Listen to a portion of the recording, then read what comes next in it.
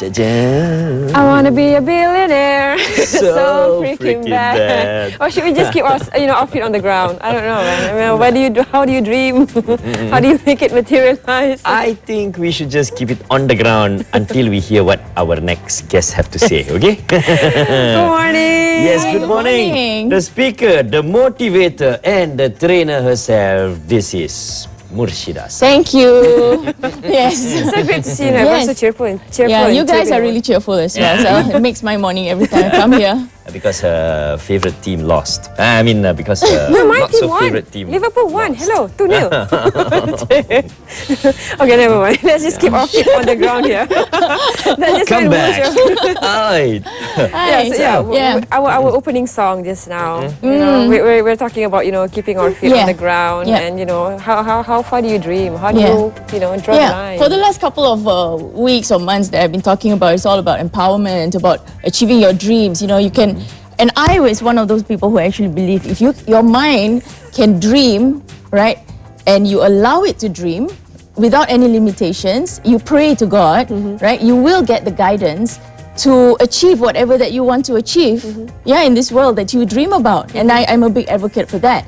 But at the same time, I'm also a big advocate of being humble, right? So I chose this term, keep your feet on the ground, because somehow this two things came into my head. Head in the clouds, keep your feet on the ground, right? And another one was, this was interesting. It's hard to keep your feet on the ground when you suddenly become famous, right? Yeah. And a lot of times, this can be related to different situations of people's lives. It can be a person who's found a newfound celebrity, a person who has got a new job title, a title. I mean, in my line of work, I work with all levels of people, even though I don't like to use the word levels. I believe in, all of us are made equal and all that. But, in our society, or even in the world today, we are defined by titles, whether you're a professor or you're a doctor, or even if you're a Miss or a Mrs., also has a different title,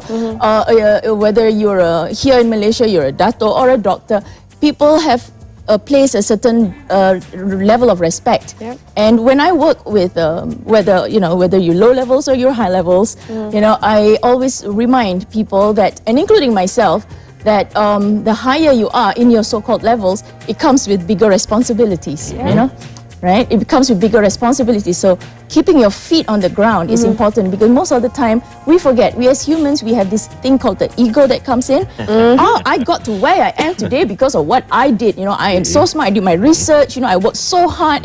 This kind of thing, because you are placing a lot of power within yourself, because you are so used to that. And you forget to acknowledge the people who actually support you to get to where you are. And the most important is a lot of people forget our Creator who loves us, who will give us everything that we want, and we forget that and say, oh, everything is down to us. And that is when, sometimes when you see people going up to different levels, the way they talk to other people is different, So I always like to remind all of us here, because we can achieve whatever we want to achieve, whether it's more income, whether it is that managership level, or that directorship level in your company, or that title that you're looking for, or that professorship, or whatever. When we achieve that title, and I have also been talking about this in my last sessions, where we talk about vibes, and energy. When you have that title, when you are raised on a pedestal, people around you already look up to you. They respect you, they love you, they admire you.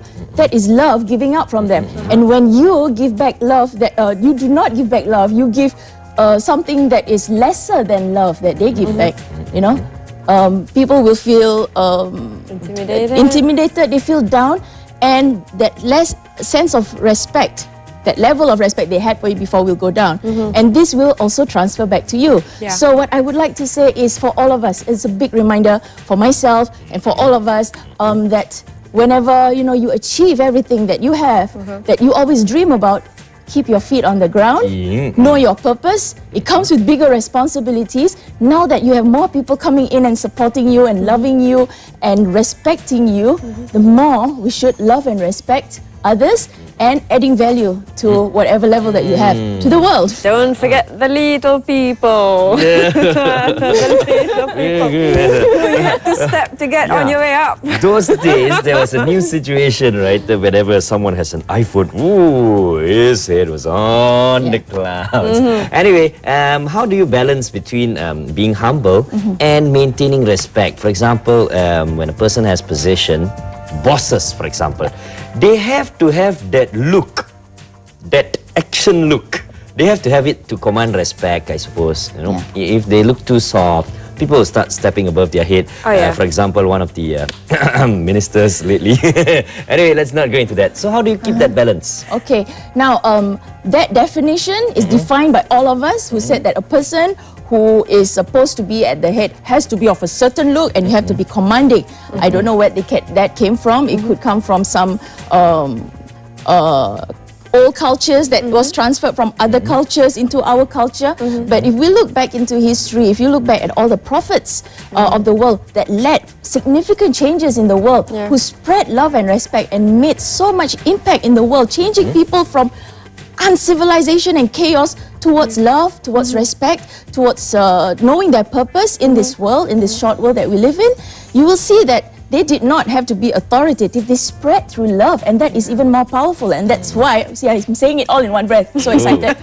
That is why, right, I am such a big advocate of love and respect, you know, and because we see love is such much more powerful energy than trying to intimidate people through fear, through showcasing your power, right? When you show love, you will get love back. You will get people to follow you with whatever you do. Powerful leaders that are well loved and respected after our prophets, like Mahatma Gandhi, for example, Mother Teresa, you know, even Princess Diana. People think of them with so much love because of how they have spread their leadership through love, right? So keep your feet on the ground.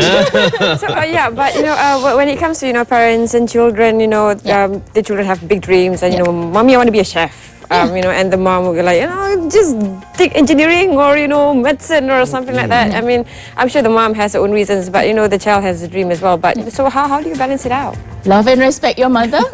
If it does not if it is not aligned with your own principles, because as an adult, when you grow up, you have to lead your life, right? And you will be responsible and you are accountable for your life.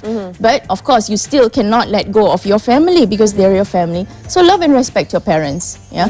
But you still have to lead your life because you are the one leading your life and you will be accountable for everything that you do here on earth. If you are working for example, a company, or you're acting or you're dressing up just to please the way other people want you to be, you will never be happy. Right? So I guess when you get your goals, you'll still feel empty at the end of the day. Exactly, because your purpose is not filled. Like some people were asking me, Mushida, you know, I've known you like 10 years ago. Well, how come you're so zen? You know, like you're so... Because, you know, when you find your purpose in your life, you just want to spread it. You know, you want to share it because it doesn't feel like work. I slept for like only 4 hours last night and I'm here and I'm like, oh, I'm so excited. I didn't even need my... Coffee? 5 cups of coffee in the morning. 5, the usual 5. Okay, Murshida, advice to the third parties, for example, I wouldn't consider us in the category of off the ground. So tell us, how do we deal with this kind of people? Those who, you know, who up there. No, the thing is, change can happen within each and every one of us. We cannot change people, only God can change people, we can change ourselves. And all of us have that level of influence within ourselves. And you know, when we talk about vibes, we talk about energy, whatever, when you change, the world around you changes, right? So we work within ourselves first, whatever it is, right? And if you're talking about people like us who are still, you know, we're moving out, we're not like, oh, over there yet or whatever, you know, we still can aspire to go to where we want to go in our lives, right? Know your purpose and always remind ourselves, because when you are purposeful, you will reach whatever it is. And that one, if your purpose is a good purpose, even if it's a bad purpose, you will still get it, but it will have a detrimental repercussions on your life as well. But if you dream big, you can achieve it, you know, with God's blessings. And remember your purpose in this world, because all these other things like how people look up to you, or how you know, sometimes they make an icon out of a person because of whatever they did, you know. That kind of thing, just say, be grateful, thank you, but continue doing and be humble, because we always have to serve the world and the community that we live in, right? So yeah, but what you say, you know, on the ground. starting the change within is the hardest thing for you to do. Yes. Yes. Change is so uncomfortable. If I tell you, Zaliha, can you please sit here, take off your microphone, just sit here with me for a while? How do you feel? You know, that just simple things like that make you feel, alamak, you know, I've already said I'm in my comfort zone. You want me to change, you know? Simple things like that. You have that discomfort. Changing your life is even going to be more uncomfortable, right? But when you acknowledge that discomfort and you know that this is somewhere that you have to go and you have to deal with, right? You will go for it anyway. Same thing, like, you know, I can share my experience being in front of the camera. I was never comfortable in front of the camera. You know, my mouth will be shaking because I'm so nervous. I'm like thinking, who's looking at me, right? So that's something that I had fear about, and it was not comfortable for me. At first. But because of the goal that I want, I really am passionate about spreading this. I don't care, you know, wherever I can. You give me an opportunity, I'm here, I will share, you know. So this is something that I know where my life purpose is. So every one of us is special. Every one of us know our strengths, and we move towards where it is that we want to go. Right? Talk about food for thought. Head in the clouds, feet on the ground. She must have bumped into someone who's so good. Wait, Thank you very much, Murshida Saad. We would love to have you again in the studio sometime soon. Yeah, you have a sentence to share? Just a sentence or two? Well, to wrap up, right? Yeah, the thing is, we can always achieve whatever that we want to achieve, but we always have to know that our purpose here on earth is for a certain limited time. So work towards that. Be humble and serve the world, serve the community. That be your mantra for the day. Okay, thank you very much, Murshida. Okay, that was beautiful. So, Zaliha, let's do this together. The 5-word sentence of the day. Keep your feet on the ground. Are you sure that's 5?